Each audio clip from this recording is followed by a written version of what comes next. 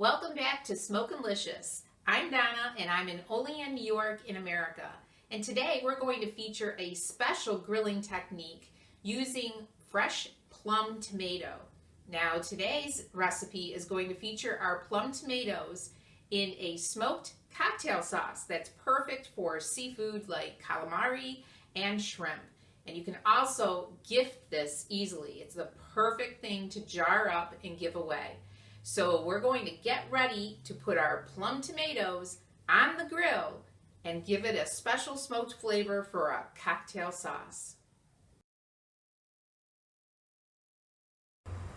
We are now at the grill, and what we've already done is lit some charcoal in our chimney starter. You've seen me do that in other videos, so you can always visit that if you want to see the steps. And what I've done is put some unlit charcoal, and this is kind of a charwood charcoal, which means that it's partially charred, still will retain some of the flavor of the wood. And what I'm going to do is take our special blend of Bry blend for fruits, vegetables, and fish, and I'm going to place a good handful right in the center of my unlit charcoal. And that's going to be additional flavor essence. Now we're preparing to take our chimney starter and we'll be pouring it over the top, and I'm going to be using a direct fired method this time.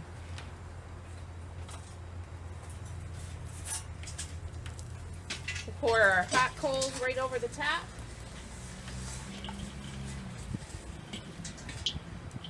That will start everything smoking. We'll put our grill grate on.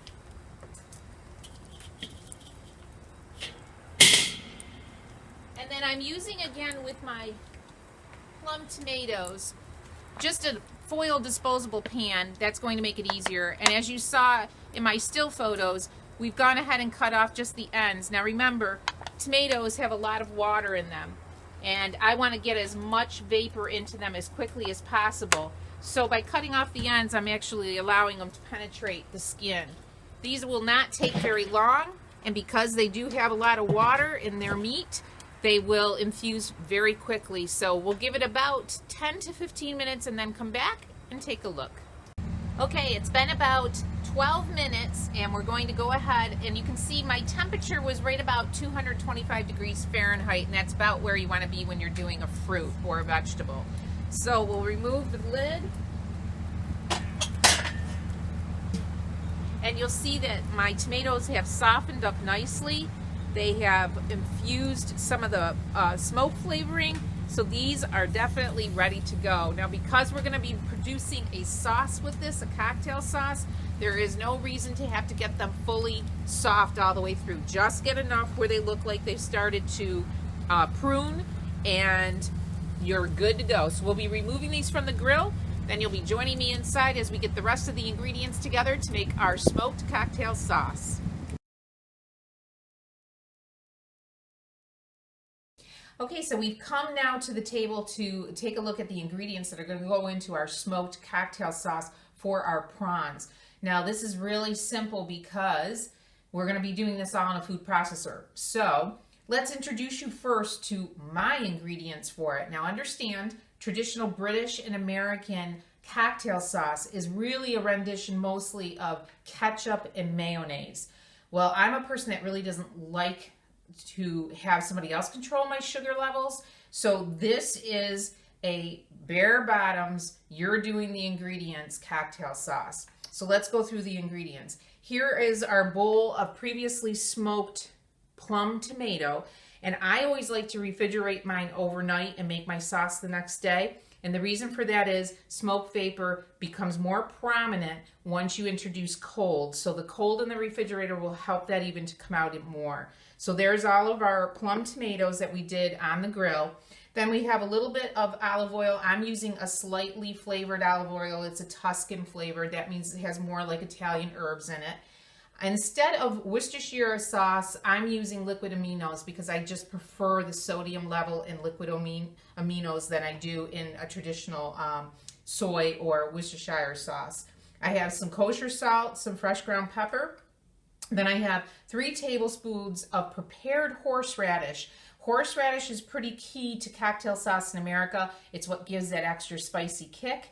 For another kick, we have 1 chipotle pepper, and it's also in adobo sauce. So you want at least a tablespoon of that reserved. I have some fresh cilantro leaves that I've coarsely chopped, and I have 1 tablespoon of honey. That's going to be the sweet component. Again, you've heard me mention before, I don't like to use processed sugars in my cooking, and natural honey is the better way to go.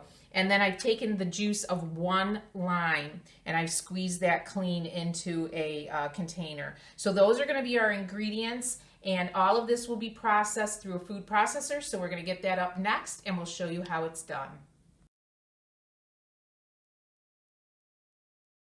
Okay, so before we can make our smoked cocktail sauce, we want to talk about the shrimp or prawns that we're going to be using. So just to give you a little background, what we call now shrimp cocktail, which was actually prawns and sauce, actually is a combination of a British and an American cuisine. It started as a 1950s kind of thing to do. It was considered fancy. Prawns were on the larger side back then, and as you can see, I was able to get some jumbo size today. So this is something that has been in the American tradition since about the 1950s, and it actually was something that was introduced well into the 19th century. So today, for preparation of our smoked cocktail sauce with prawns, we're going to be taking our already prepared prawn. Now, these come now in America pretty much deveined and partially deshelled. So normally you would find a ligament or vein that runs down the back side of the prawn, and you can see here where it's been removed. There's a kind of a traw there. The shell has also been loosened, so this makes it very easy for preparation. Basically what you're going to do is you're going to remove all the shell except for the last little bit on the actual tail of the prawn. And to do that, you just simply put your fingers underneath the shell, and then you want to get down to what I call like the ligament. You'll see where there's like little sections in your prawn. And I want to get right down to the last section, leaving that intact. This is what people will actually hold on to when they actually dip into the cocktail sauce. So this is what it will look like when it is all deshelled. And then what we'll do is put it into a steamer pan, because I'm going to go ahead and steam mine today. So I'm going to show you that just a couple more times. Again, deveined already, removing the exterior shell from the prawn. It simply wraps around. We go down to the last ligament. Just kind of hold it with your finger and pull, and then that is ready to go into the steamer. So these steam just a matter of minutes, because if you get a higher heat, and steaming you can do on a high heat, you just need these to go into a pink opaque state, and you'll know as they do a little bit of curling and they pink up, and that will tell you that your prawns are ready. Now the other detail that's important to note is once you complete the steaming of your prawns, you will want to stop the cooking process, and to do that you're going to want to have a bowl of cold water or even iced water ready to go. And that way, once our steaming process is done, we will literally take our prawns and dump them into that water, or submerge even our steamer into that water just to cool them down. So this is ready to go. We will put that onto our heat, and we'll be back to see our fully steamed prawn. Okay, so we're back. It's been about 5 minutes, and my steamer now has revealed fully steamed pink prawns. So these, as you can see, have cooked all the way through. You can kind of tell by the touch. They should still be firm to the touch, but they should have a little bit of give. You need them to have a little bit of density still to them. That's what's going to hold our sauce. So these have finished. I'm going to now just rinse them in cold water. Remember, you can use an ice bath as well. And then these will just get refrigerated until our sauce is ready and we put our dish together. Time to start with the ingredients in our food processor. So I'm going to start first by adding our plum smoked tomatoes.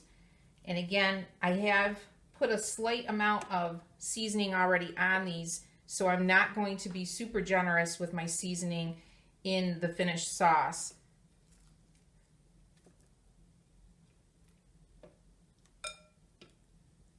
And just try to disperse them as evenly as you can. We're going to pulse those first.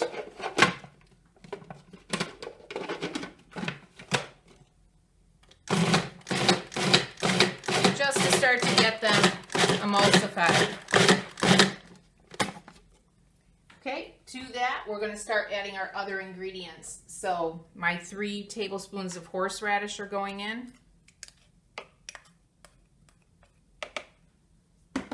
For my sweet, my tablespoon of honey.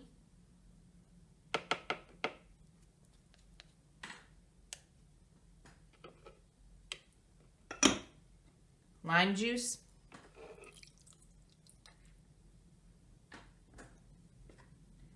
Our chipotle pepper with a tablespoon of adobo sauce. And that is how the chipotle will come in sauce. And I'm just going to add a splash of liquid amino.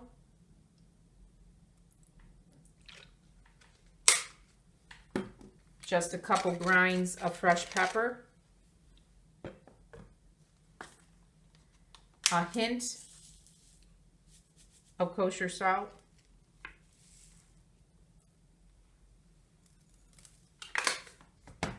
And I'm reserving my olive oil for when I'm actually processing my sauce. So mine has a nice convenient little peekaboo top that allows me to put in any kind of liquid. So I'll be using that. So we're going to go ahead and start this. And I start a little bit slow at first and then let it go.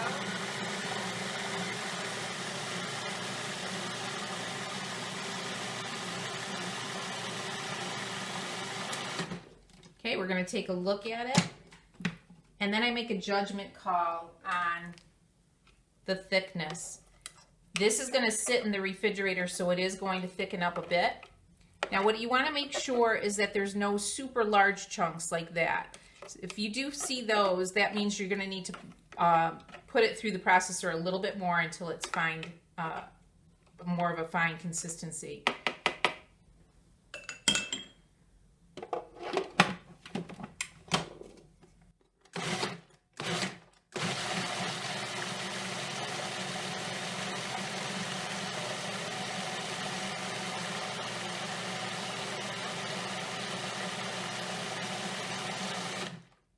Now let's talk about if your plum tomatoes have had a little bit more water in them based on season and you end up getting something that's a little bit too liquidy. Well, you can do a couple of things. You can certainly put in some tomato paste, and so that will be a thickening agent. If you don't want to add any more tomato flavor to it, you can use a thickener such as arrowroot. That's my preference because it's something that does not change the flavor of your existing dish. So this right now is ready to go into a dish, into the refrigerator. We're going to go ahead and refrigerate it, and then we will plate everything with our prawns and get ready to sample. Okay, so we're back with our finished plate of our prawns in sauce. And again, remember, we've done a smoking technique to our plum tomatoes, which has produced this wonderful aromatic cocktail sauce for our fresh prawns. In addition, we've also prepared a secondary dish of fresh calamari. And this again features the fact that this sauce is good with any type of seafood that you would like to serve at your party or special dinner. And what's only left is to give a sample. And because we're doing party fare today, we will be going ahead and sharing our sampling with our social engagement team today, who's going to give us their opinion of our smoked cocktail sauce with prawn and calamari. And you can see that we had thickened up our sauce in the refrigerator overnight. So it has married all of the flavors really, really well. And this makes approximately 12 ounces. Okay, ready? So with the fresh prawn, and again, our prawns were a jumbo size. You can feature any size that you would like, but in America, our key is to present them more in a martini glass if we're doing individual dinner, or you can do a platter, which is also common. It's very good. Very good. I like the heat at the end. Yeah, a little bite at the end. Little kickback. The smokiness is really good. Right. And the cilantro adds a bit of freshness at the end. And for the calamari, again, calamari, this is a lightly breaded and seasoned with a kind of a peppery coating. Very good. The cocktail sauce really does justice to the calamari. Doesn't really overpower it, but it really adds to the flavor of it. So there you have it. We have featured 2 versions with our smoked cocktail sauce. Our first was a prawn in sauce, and our second was a feature of fresh calamari rings, lightly fried very quickly, just for a couple of minutes, and our cocktail sauce. From Olean, New York, with Smokin' Licious and Donna. We'll see you next time at the grill.